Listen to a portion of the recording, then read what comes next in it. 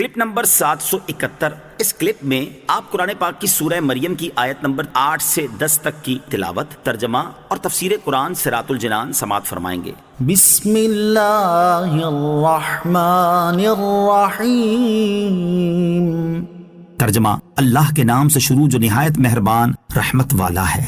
قال رب أنا يكون لي غلام وكانت امرأتي عاقرا وقد بلغت من الكبر عتيا۔ ترجمہ، عرض کی اے میرے رب، میرے لڑکا کہاں سے ہوگا حالانکہ میری بیوی بانجھ ہے اور میں بڑھاپے کی وجہ سے سوکھ جانے کی حالت کو پہنچ چکا ہوں۔ قال رب أنا يكون لي غلام، عرض کی اے میرے رب، میرے لڑکا کہاں سے ہوگا۔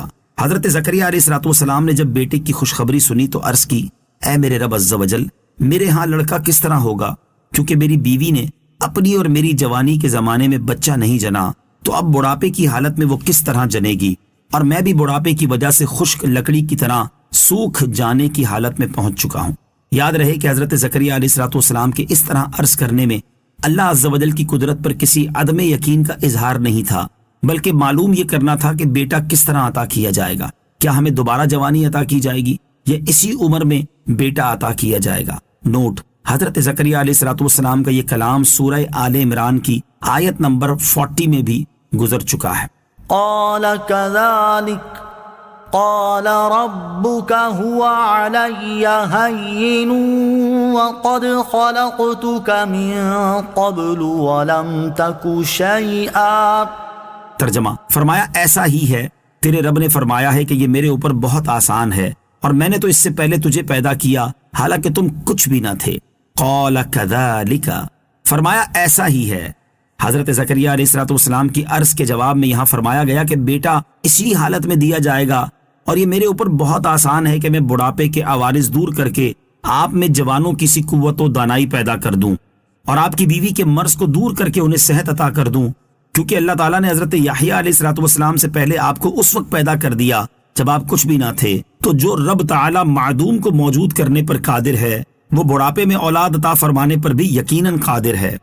قال رب اجعل لي آية قال آيتك ألا تكلم الناس 3 ليال سويا۔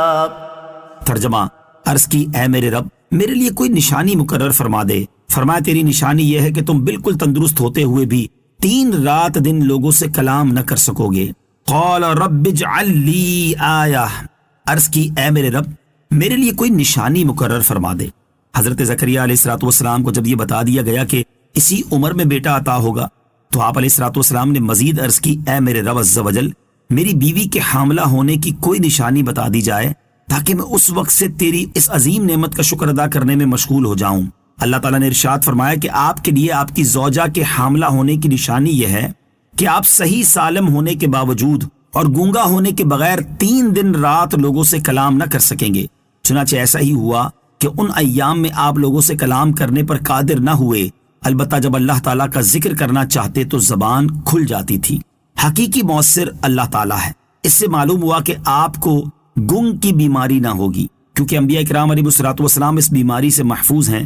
نیز یہ نشانی بھی بڑی دلچسپ تھی کہ ذکر اللہ کریں تو بالکل آسانی سے ہو جائے، اور لوگوں سے کلام فرمانا چاہیں تو نہ کر سکیں۔ اس سے یہ بھی معلوم ہوا کہ مؤثر حقیقی اللہ عز و جل ہے، اور بقیہ اشیاء صرف اسباب ظاہری ہیں۔ اللہ عز و جل چاہے تو آگ سے پیاس بجھے اور پانی سے آگ لگے، آگ کا جلانا اور پانی کا پیاس بجھانا سب اللہ عز و جل کے کرنے سے ہے۔ صلو علی الحبیب صلی اللہ تعالی علی محمد صلی اللہ تعالی وسلم۔ مجھے اپنی اور ساری دنیا کی لوگوں کی اصلاح کی کوشش کرنی ہے انشاءاللہ عز و جل۔